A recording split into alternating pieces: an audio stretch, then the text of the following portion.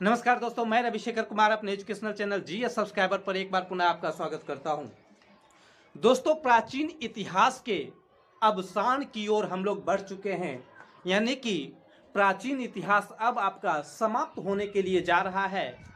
और इसी कड़ी में हम लोग गुप्त वंश के बाद पुष्यभूति वंश या वर्धन वंश को पढ़ने के लिए जा रहे हैं। पुष्यभूति वंश या वर्धन वंश के पढ़ने से पूर्व हम आपको थोड़ा पीछे ले जाना चाहते हैं। अगर आपको हमारा पहला वीडियो याद हो तो जिसमें हमने इतिहास को परिभाषित करते हुए कहा था कि भारत का प्रथम ऐतिहासिक ग्रंथ राज्य तरंगिणी को माना जाता है, जिसे कल्हण ने लिखा था, यानी कि जो कल्हण की रचना थी, जो कल्हण की किताब थी। उसके बाद हर्यक वंश को पढ़ाते हुए हमने कहा था कि भारत का प्रथम ऐतिहासिक राजवंश हर्यक राजवंश है एवं भारत का प्रथम ऐतिहासिक राजा या शासक हर्यक वंश के संस्थापक बिंबिसार थे। दोस्तों, बिंबिसार मगध के शासक थे। उन्होंने मगध के उत्थान के लिए या मगध क्षेत्र को और विस्तृत करने के लिए विवाह की नीति एवं युद्ध की नीति का अनुसरण किया और इस ढंग से उन्होंने मगध का उत्कर्ष किया।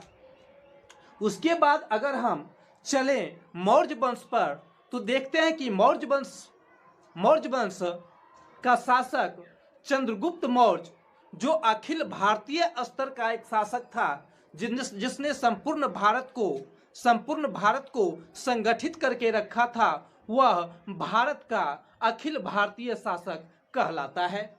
हालांकि उसी वंश में अशोक हुए, उन्होंने भी भारत की स्थिति को बेहतर बनाए हुए रखा था। दोस्तों, उसके बाद हम गुप्त वंश में देखते हैं कि उसने संपूर्ण भारत पर अपनी स्थिति को बेहतर बना करके तो नहीं रखा था, लेकिन संपूर्ण उत्तरी भारत को उसने निश्चित रूप से संगठित करके रखा था। और गुप्त वंश में ही जब हम समुद्रगुप्त को देखते हैं, जिसे भारत का नेपोलियन भी कहा जाता है, तो निश्चित रूप से यह कहा जा सकता है कि उत्तरी भारत उनके समय में निश्चित रूप से बेहतर था और उनके शासनकाल को स्वर्ण काल भी कहा गया है। तो दोस्तों, आज जो हम लोग पुष्यभूति वंश या वर्धन वंश को पढ़ने के लिए जा रहे हैं, तो मैं आपको बता दूं कि गुप्त वंश के अवशेष पर ही छोटे छोटे राज्यों का उदय हुआ। उसी छोटे छोटे राज्यों के अंतर्गत आज हम पुष्यभूति वंश या वर्धन वंश को पढ़ेंगे, मौखरी वंश को पढ़ेंगे, मालवा के शासक देवगुप्त के बारे में पढ़ेंगे एवं बंगाल में गौर वंश के शासक शशांक के बारे में हम पढ़ेंगे। तो मैं आपको बता दूं कि पुष्यभूति गुप्त वंश में या गुप्त वंश के शासकों के अंतर्गत एक सामंत थे।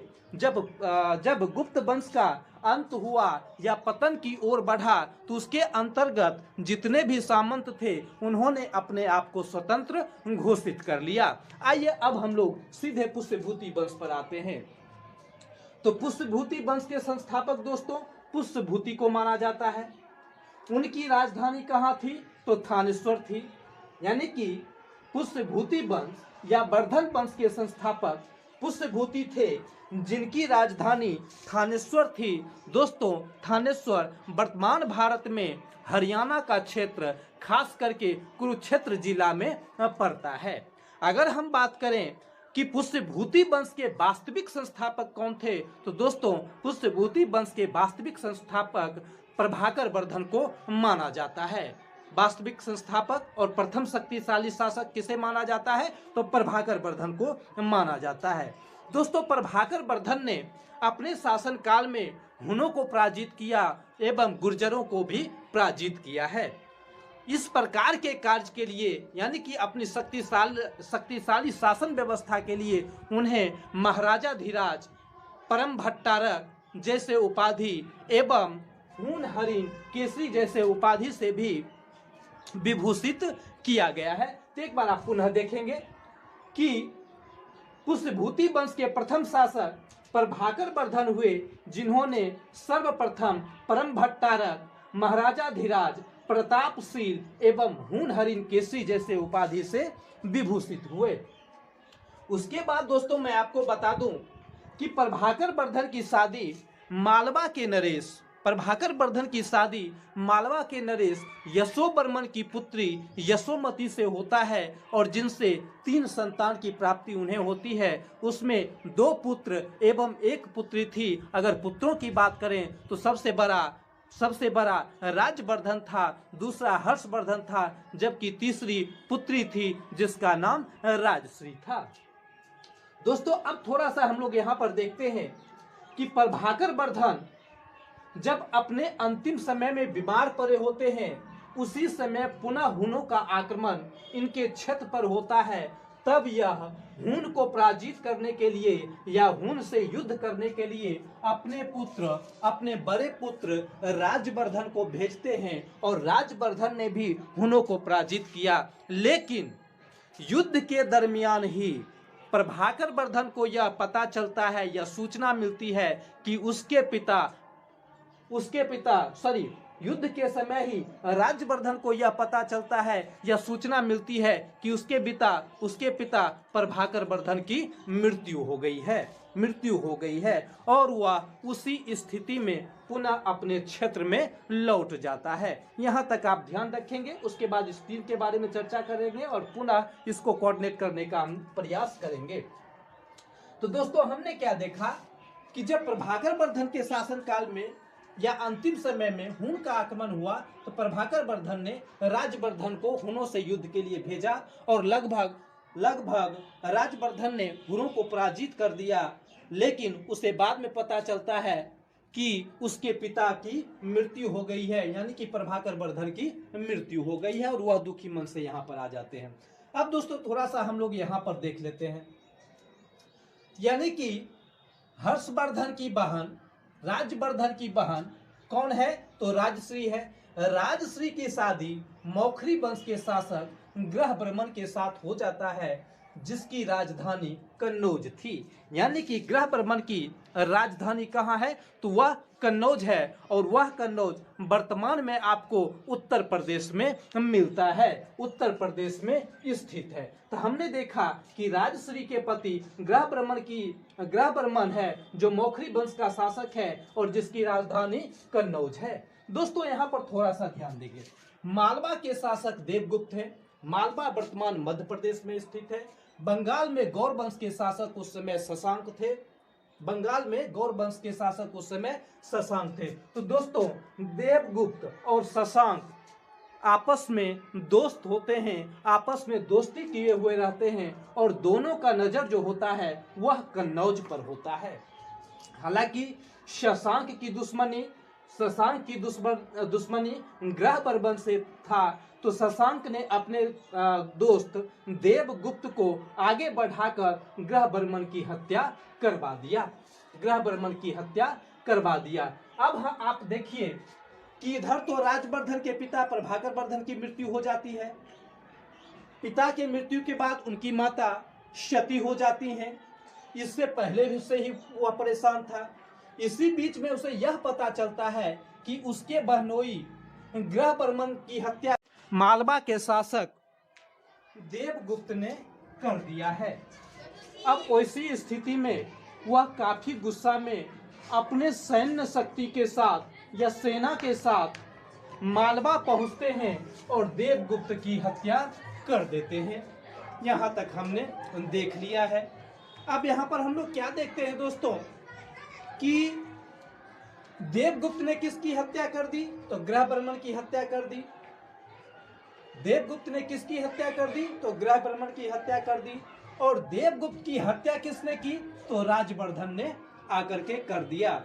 यानी कि हम देखते हैं कि ग्रहवर्मन की हत्या जब देवगुप्त कर देता है, वैसी स्थिति में राजश्री को वह बंदी बना लेता है। अब यहाँ पर इसकी हत्या करके वह बंगाल के शासक शशांक पर शशांक की ओर बढ़ता है, वैसी स्थिति में इतिहास में ऐसा मिलता है कि शशांक ने छल पूर्वक उसे अपने महल बुलाया और यह कहकर अपने महल बुलाया कि आप मेरे महल में आइए, हम अपनी बहन की शादी आपके साथ करवा देंगे। और जब राजवर्धन शशांक के महल में पहुंचते हैं तो धोखे से उसकी हत्या कर देता है। तो इस ढंग से हम लोग देख रहे हैं, यानी कि दोस्तों हमने अभी तक क्या देखा है, हमने देखा कि ग्रहवर्मन की हत्या शशांक का दोस्त देवगुप्त कर देता है, देवगुप्त की हत्या राजवर्धन कर देता है, और राजवर्धन की हत्या किसने कर दिया, तो शशांक ने कर दिया। राजवर्धन की हत्या किसने कर दिया, शशांक ने कर दिया है। यहाँ तक बातें आपको समझ में आ गई होगी।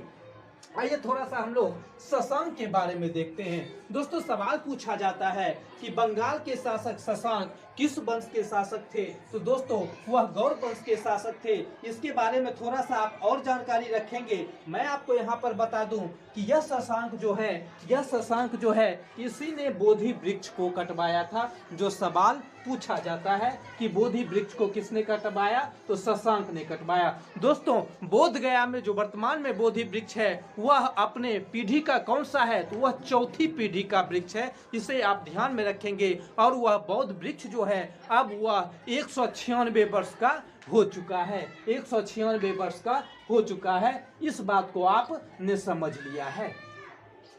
दोस्तों अब हम लोग हर्षवर्धन के बारे में जानने के लिए जा रहे हैं, हर्षवर्धन के बारे में पढ़ने के लिए जा रहे हैं। तो इन बातों को आप खूब अच्छी तरह से समझ गए होंगे।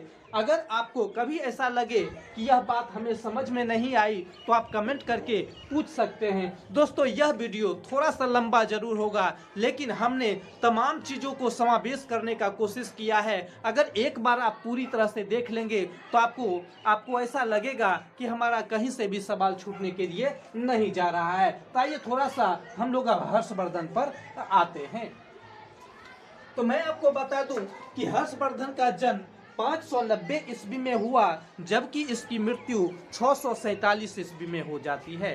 अगर हम हर्षवर्धन का शासनकाल देखें तो इनका शासनकाल 606 ईस्वी से लेकर 647 ईस्वी तक का काल है। दोस्तों आपको याद होगा कि जब हमने आपको यह बताया कि शशांक के द्वारा राज्यवर्धन की हत्या कर दी गई, अब शशांक के पास अब हर्षवर्धन 16 वर्ष के छोटी सी आयु में, यानी कि 606 ईस्वी में 16 वर्ष की आयु में वह थानेश्वर का राजा बनता है। अब इसके सामने तीन समस्या प्रमुख समस्या बना हुआ है। तो सबसे पहला समस्या क्या है कि वह अपने भाई राज्यवर्धन की हत्या का बदला लेना चाहता है।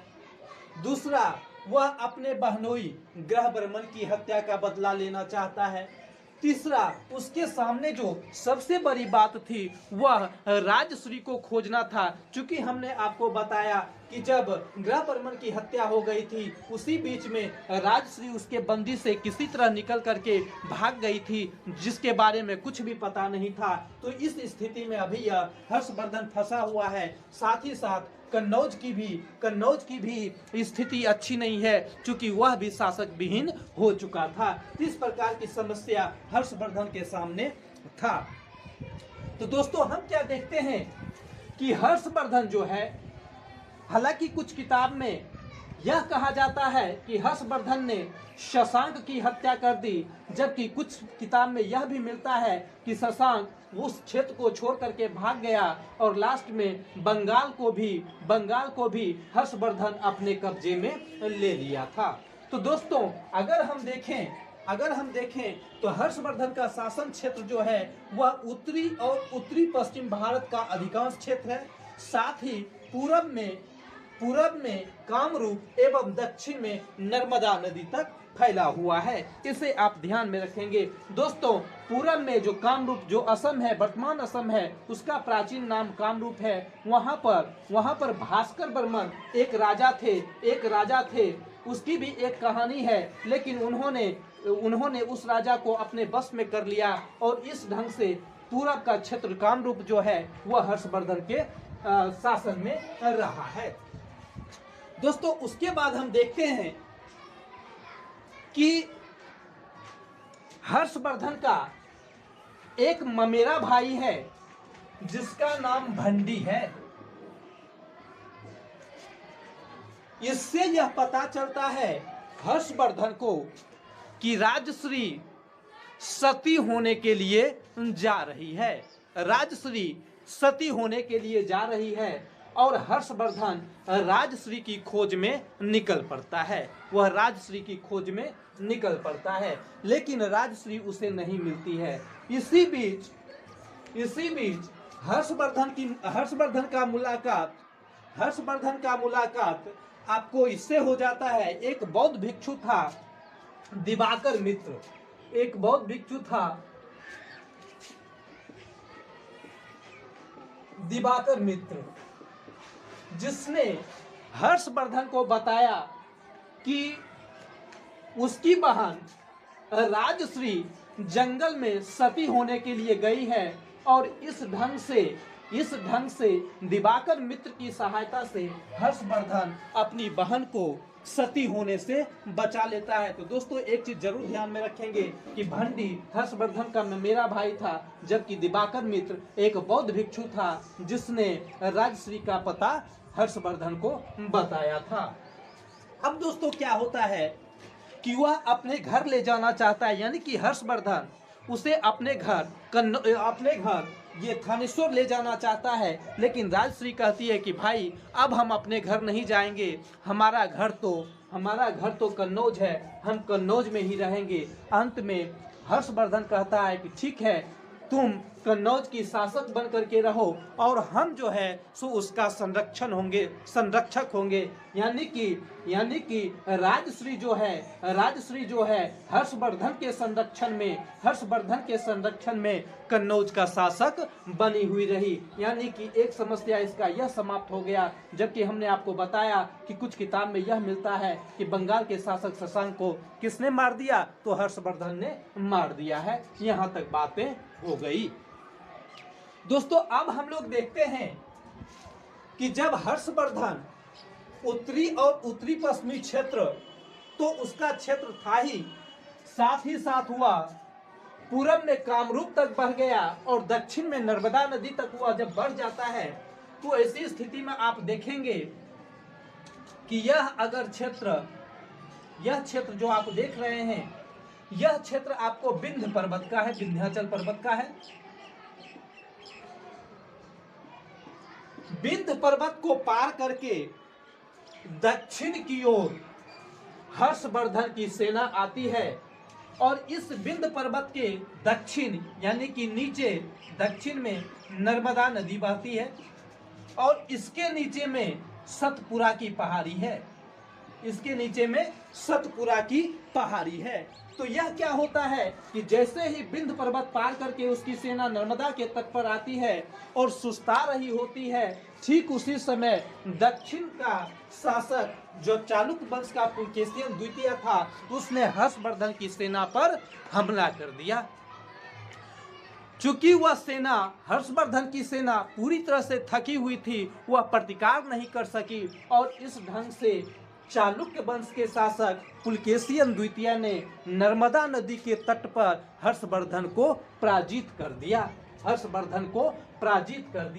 दोस्तों हर्षवर्धन को नर्मदा नदी के तट पर पुलकेशिन द्वितीय जो चालुक्य वंश का संस्थापक था उसने पराजित कर दिया। इसकी जानकारी हमें कहां से मिलती है, तो वह पुलकेशिन द्वितीय का ऐहोल अभिलेख से प्राप्त होता है। इसे भी आप ध्यान में रखेंगे। दोस्तों उसके बाद अगर मैं आपको बताऊं तो हर्षवर्धन द्वितीय अशोक के नाम से भी जाने जाते हैं। ध्यान में रखेंगे, हर्षवर्धन द्वितीय अशोक के नाम से भी जाने जाते हैं। साथ ही साथ उन्हें सकलोत्रापथ नाथ कहा गया है। यहाँ सकलोत्रापथ नाथ का मतलब होता है उत्तर का स्वामी, यानी कि उत्तर का स्वामी, समस्त उत्तर भारत का स्वामी जो है होने के कारण उसे सकलोत्रापथ नाथ कहा गया है। इसे भी आप ध्यान में रखेंगे। अगर आप ह्वेन सांग के रचना सी युग को देखेंगे तो उसमें उसमें ये जो ह्वेनसांग है उसने अपनी पुस्तक में हर्षवर्धन को शिलादित्य की उपाधि दिया है। दोस्तों यह सवाल पूछा गया है कि निम्नलिखित में से किस ग्रंथ से हमें यह पता चलता है कि हर्षवर्धन का नाम शिलादित्य है या शिलादित्य की उपाधि उसे प्राप्त हुआ है। तो दोस्तों वह ह्वेनसांग की रचना है जिससे हमें इसके बारे में पता चलता है, यानी कि शिलादित्य के बारे में पता चलता है, हर्षवर्धन के बारे में पता चलता है। दोस्तों हर्षवर्धन ने अपने राज्यारोहण के उपलक्ष्य में 606 ईस्वी में हर्ष संवत को चलाया। 606 ईस्वी में हर्ष संवत को चलाया था। दोस्तों अब हम लोग बिल्कुल आगे बढ़ते जा रहे हैं। मैं आपको यहाँ पर बता दूं कि हर्ष के बारे में जानकारी हमें कहाँ से प्राप्त होती है। तो हम आपको बता दें कि हर्ष के बारे में जानकारी हमें चालुक्य वंश के शासक पुलकेशिन द्वितीय के एहोल अभिलेख से भी प्राप्त होता है। साथ ही साथ उनका दरबारी कवि एक बाणभट्ट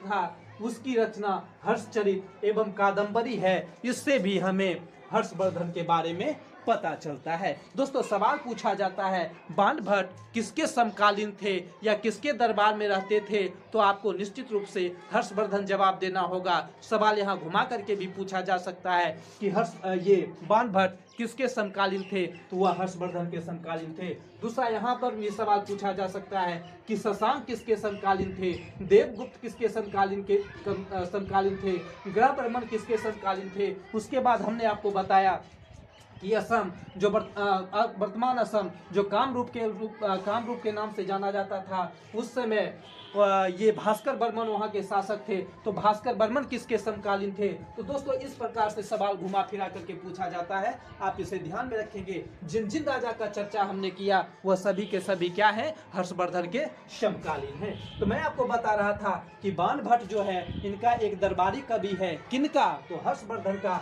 उन्होंने हर्षचरित की रचना की एवं कादंबरी की रचना की। दोस्तों हर्षचरित किसकी रचना है, तो बाणभट्ट की है। कादंबरी किनकी रचना है, बाणभट्ट की है। बाणभट्ट कौन था, तो वह हर्षवर्धन का दरबारी कवि था। दूसरा उसके बाद देखते हैं दोस्तों कि यात्रा वृत्तांत से भी हमें इनके बारे में जानकारी मिलती है। किनके बारे में, तो हर्षवर्धन के बारे में। चीनी यात्री ह्वेनसांग हर्षवर्धन के समय में ही भारत आया था। दोस्तों एक बात आप ध्यान में रखेंगे कि हर्षवर्धन के समय में चीनी यात्री ह्वेनसांग आया था, यानी कि हौ से हर्षवर्धन, हौ से ह्वेनसांग। चीनी यात्री ह्वेनसांग को नीति का पंडित, शाक्य मुनि और यात्रियों का राजकुमार भी कहा जाता है, और उसे यात्रियों का राजकुमार भी कहा जाता है। इसे आप निश्चित रूप से ध्यान में रखेंगे। अगर हम चीनी यात्री ह्वेनसांग की ही बात करें तो दोस्तों यह 629 ईस्वी में भारत आया था और 645 ईस्वी तक भारत में रहा था। तो कभी कभी यह भी सवाल पूछा जाता है कि चीनी यात्री ह्वेनसांग कब तक भारत में रहा था, तो दोस्तों 15 वर्ष तक भारत में रहा था। अगर यह ऑप्शन आता है उसमें 15 वर्ष नहीं होकर के 14 वर्ष है, तो निश्चित रूप से आपका आंसर 14 वर्ष होगा। अगर 14 वर्ष और 15 वर्ष दोनों ऑप्शन है तो आपका आंसर 15 वर्ष होगा। इसे आप ध्यान में रखिएगा। उसके बाद मैं आपको और बता दूं कि यह चीनी यात्री ह्वेनसांग जो है 629 में भारत आया था और 645 तक भारत में रहा है। यह जो बौद्ध गया आया था यह पढ़ने के लिए आया था। नालंदा महाविहार जो आप देख रहे हैं, नालंदा विश्वविद्यालय जो आप देख रहे हैं वहीं पढ़ने के लिए यह आया था। आपको यह भी ध्यान में रखने होंगे, यह पढ़ने के लिए आया ही था, लेकिन यहाँ इसने अध्यापन का भी कार्य किया था। यहाँ पर एक दो बात और हम लोग ध्यान में रखेंगे कि ह्वेनसांग जब यहाँ पर आया था पढ़ने के लिए, कहाँ, नालंदा विश्वविद्यालय में, तो उसने बौद्ध धर्म के महायान शाखा से संबंधित रहा है। महायान की पढ़ाई उसने यहाँ पर आकर के किया था। उसके बाद एक और मयूर करके विद्वान है, उनका है सूर्य शतक और सुभाषितावली रचना है। दोस्तों यहाँ पर आप जो देख रहे हैं हर्षचरित, कादम्बरी, ये सारा का सारा ये किताब किसका है? ये किताब है ये बाणभट्ट का है और यह संस्कृत में लिखा हुआ है। उसी ढंग से हम लोग देखते हैं बौद्ध ग्रंथ का आर्य मंजूश्री मूलकर, यह दोस्तों बौद्ध ग्रंथ है। इससे भी हमें हर्षवर्धन के बारे में जानकारी मिलती है। मयूर का सूर्य शतक एवं सुभाषितावली है,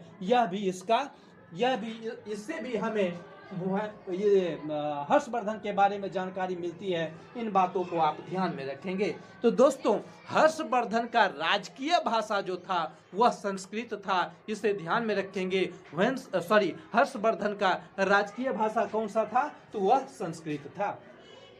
दोस्तों हर्षवर्धन ने अपने शासनकाल में विद्वानों को संरक्षण तो दिया ही है। चूंकि हर्षवर्धन भी विद्वान था, उसने भी 3 नाटक ग्रंथ की रचना की थी, नागानंद, रत्नावली एवं प्रियदर्शिका। इसे आप ध्यान में रखेंगे। ऐसा भी सवाल पूछा जा सकता है कि नागानंद, रत्नावली, प्रियदर्शिका किस प्रकार की रचना है, किस प्रकार की साहित्य है? तो दोस्तों वह नाटक ग्रंथ है, इसे आप ध्यान में रखेंगे। उसके बाद अगर हम आपको बता दें तो हर्षवर्धन ने चतुर्समुद्रापति का चतुर्थ दीजिए, चतुर्थ समुद्राधिपति के नाम से भी जाना जाता था। चतुर्थ समुद्राधिपति से मतलब है 4 समुद्रों का मालिक, 4 समुद्रों का मालिक। तो दोस्तों आपको याद होगा जब हम गुप्त वंश पढ़ा रहे थे उस समय हमने आपको समुद्रगुप्त के बारे में पढ़ाया था। उस समय हमने आपको बताया था कि समुद्रगुप्त का घोड़ा 3 समुद्र का पानी पीता था। और यहाँ पर हम लोग हर्षवर्धन के बारे में देख रहे हैं कि यह चतुर्थ समुद्राधिपति के नाम से भी जाना जाता है। तो इस ढंग से हम लोग यहाँ पर देख रहे हैं। दोस्तों प्रारंभ में हर्षवर्धन हिंदू धर्म को मानता था, वह शैव था, शैव धर्म को मानता था। बाद में वह बौद्ध धर्म को पूरी तरह से मानने लगा। अगर हम यह कहें कि हर्षवर्धन हिंदू धर्म को भी मानता था एवं बौद्ध को भी मानता था, लेकिन अपने अंतिम शासनकाल में, अपने अंतिम समय में यह बौद्ध बन गया था, बौद्ध धर्म को मानने लगा था। दोस्तों हर्षवर्धन ने अपने शासनकाल में महायान शाखा को राजाश्रय प्रदान किया एवं नालंदा महाविहार महायान बौद्ध धर्म की शिक्षा का मुख्य केंद्र हर्षवर्धन के समय में था। उसके बाद अगर मैं आपसे बात करूं तो हर्ष के काल में प्रत्येक 5 वर्ष पर एक धार्मिक समारोह का आयोजन किया जाता था, जिसे महामोक्ष परिषद कहा जाता है। 6ठे परिषद में ह्वेनसांग ने भाग लिया था। इसे आप ध्यान में रखेंगे कि किस महामोक्ष परिषद में ह्वेनसांग ने भाग लिया था। तो दोस्तों 6ठे परिषद में ह्वेनसांग ने भाग लिया था, जबकि ह्वेनसांग की अध्यक्षता में कन्नौज में बहुत बड़ा बौद्ध सभा का आयोजन 632 ईस्वी में किया गया था, जिसे 5वीं बौद्ध संगति का दर्जा दिया गया है। लेकिन दोस्तों वह बौद्ध संगति नहीं था, बौद्ध संगति का उसे दर्जा दिया गया था। इसे आप ध्यान में रखेंगे। और साथ ही साथ अगर हम अभिलेख की बात करें तो हर्षवर्धन के कुछ अभिलेख मिले हैं, जैसे बांसखेड़ा अभिलेख, भिठोरा मृतभांड अभिलेख, मधुबन अभिलेख। दोस्तों यह तीनों अभिलेख जो प्राप्त हुआ है यह हमें उत्तर प्रदेश से प्राप्त हुआ है। साथ ही साथ अगर हम बांसखेड़ा अभिलेख को देखते हैं और उसके बाद मधुबन अभिलेख को देखते हैं तो इसमें जो है इन्हें परम सौगात की उपाधि दी गई है और परमेश्वर की उपाधि दी गई है। तो यहाँ पर आप ध्यान रखेंगे कि हर्षवर्धन को परम सौगात एवं परमेश्वर की भी उपाधि दी गई है, परमेश्वर की भी उपाधि दी गई है। वह किस अभिलेख से प्राप्त होता है? तो बांसखेड़ा अभिलेख एवं मधुबन अभिलेख से हमें प्राप्त होता है। यानी कि इस ढंग से हम तमाम बातों को देखते हैं। दोस्तों गुप्त वंश पढ़ाते समय हमने एक चीज छोड़ दिया था, उसमें हमने आपको यह नहीं बताया कि गुप्त वंश के शासन काल में ही गुप्त वंश के शासन काल में ही और खास करके समुद्रगुप्त के शासन काल में श्रीलंका का राजा मेघवर्मन था, जिसने नालंदा में महाविहार को बनवाया था। इसे भी आप ध्यान में रखेंगे। उसके बाद अगर हम बात करें तो हर्षवर्धन की कोई संतान नहीं थी, हर्षवर्धन की कोई संतान नहीं थी, इसलिए हर्षवर्धन की मृत्यु के पश्चात यह कहा जाता है कि वह काल युग परिवर्तन का काल कहा जाता है, युग परिवर्तन का काल माना जाता है, क्योंकि उसके बाद इसका कोई भी उत्तराधिकारी नहीं था। और हर्षवर्धन को अंतिम हिंदू सम्राट के रूप में भी जाना जाता है। इसे आप ध्यान में रखेंगे कि निम्नलिखित में से कौन अंतिम हिंदू सम्राट था। तो दोस्तों, अंतिम हिंदू सम्राट के रूप में हर्षवर्धन जाने जाते हैं। इस ढंग से हम यहाँ पर देख रहे हैं और हमने आपको बताया, चूंकि इनकी कोई संतान नहीं थी, हर्षवर्धन की कोई संतान नहीं थी, और इसलिए हम देखते हैं कि हर्षवर्धन की मृत्यु के बाद उत्तर की हालत खराब हो गई और दक्षिण से जो छोटे छोटे राजवंश थे वह उत्तरी भारत के उत्तरी भाग की ओर बढ़ना शुरू कर दिया है। दोस्तों, आगे के विषय में हम लोग जो पढ़ेंगे वह पढ़ेंगे चालुक्य वंश के बारे में। आगे हम लोग चालुक्य वंश के बारे में पढ़ेंगे। एक छोटी सी बात मैं आपको और बता दूं कि यह जो पुष्यभूति वंश है या वर्धन वंश है, इस समय में मथुरा पुष्यभूतियों का या वर्धन वंश का सांस्कृतिक राजधानी कहलाती थी, जो सूती वस्त्र का बहुत बड़ा केंद्र हुआ करता था। सूती वस्त्र का बहुत बड़ा केंद्र हुआ करता था। यहाँ पर कुछ सवाल आपको ऐसे भी देखने के लिए मिलेंगे कि वह अंतिम बौद्ध सम्राट जिसने समस्त उत्तर भारत पर राज्य किया था, तो दोस्तों वह भी आपका हर्षवर्धन ही है, क्योंकि इसने अंतिम समय में बौद्ध धर्म को अपना लिया था। उसके बाद आपको एक सवाल और देखने के लिए मिलेंगे कि वह राजवंश जिसने गुप्त राजवंश के बाद समस्त उत्तर भारत पर राज किया, तो दोस्तों वह पुष्यभूति या वर्धन वंश के। दोस्तों, मैं आपको बता दूं कि जिस समय नालंदा विश्वविद्यालय आए थे, उस समय यहाँ के प्राचार्य शीलभद्र थे। उस समय नालंदा विश्वविद्यालय के प्राचार्य शीलभद्र थे, यानी कि वर्तमान में प्रिंसिपल हम कह सकते हैं वह शीलभद्र थे।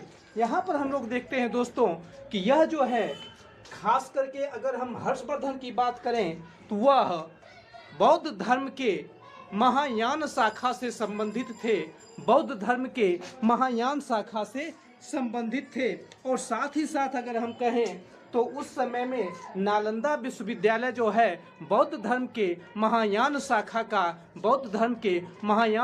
का ऑक्सफोर्ड कहलाता है। और दोस्तों, अगर किसी भी प्रकार का कुछ दिक्कत होता है समझने में, तो निश्चित रूप से आप कमेंट करें, हम आपके कमेंट का निश्चित रूप से रिप्लाई